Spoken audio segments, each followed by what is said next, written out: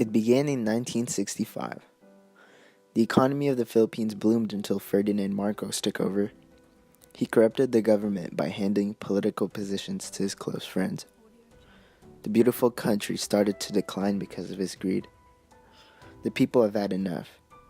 In the election of 1969, they voted against Marcos, but Marcos cheated the ballots. That was when people began to revolt. Ninoy Aquino was Marcos's greatest threat. Ninoy did a lot of writing. He organized a lot of street protests. We saw his intelligence and charisma from miles away, and this shook Marcos. In 1972, Marcos declared martial law, arresting Ninoy and everyone else who opposed him. Ninoy never stopped fighting for us. In 1975, Ninoy went on a hunger strike for 40 days, barely eating or drinking anything. He even ran for the presidential election from prison in 1978, but of course he lost. Then I remember him having a heart attack in prison, about 1980. He refused to get surgery in the Philippines because he was afraid of Marcos interfering. So he made a pact with the First Lady of the Philippines to fly to the US to get surgery. The pact required him to come back to the Philippines and to never speak out against Marcos while he was in the US. So he flew to Dallas with his family and had the surgery. Then he gave the statement, "A pact with the devil is no pact at all." We were all in disbelief.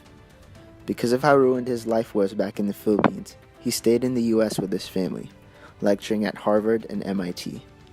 I'm not surprised. He was too smart not to do those things. He continued to speak out against Marcos in the US from 1981 to 1983. When he decided he couldn't bear to hear any more of Marcos' wrongdoings, he decided to go back home with his brother-in-law despite being warned of a possible assassination. My feeling is we all have to die sometime. If it's my fate to die by an assassin's bullet, so be it. But I cannot be petrified by inaction or fear of assassination and therefore stay in a corner. I have to suffer with my people. I have to lead them because of the responsibility given to me by our people. The Filipino is worth dying for, he said. Saan tayo pumunta? Dito. Okay. Daddy Clyde, Brad. Sige, Brad. Thank you. Yeah, come on. Just a minute. I'm his brother-in-law. Yes, you just take it.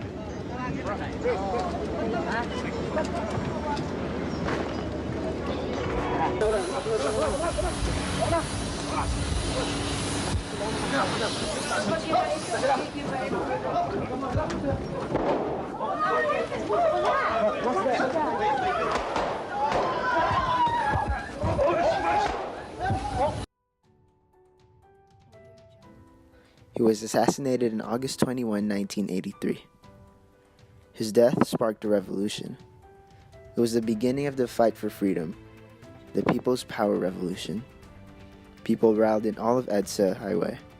Hundreds and thousands of people, from families to nuns and priests, crowding the 15-mile highway. Marcos tried to send tanks and soldiers, but they were greeted with rosaries and flower necklaces upon arrival. This revolution resulted in Marcos leaving the country and Cory, Ninoy's wife, being inaugurated as the Philippines' first female president. Ninoy's death brought back freedom to my beautiful country.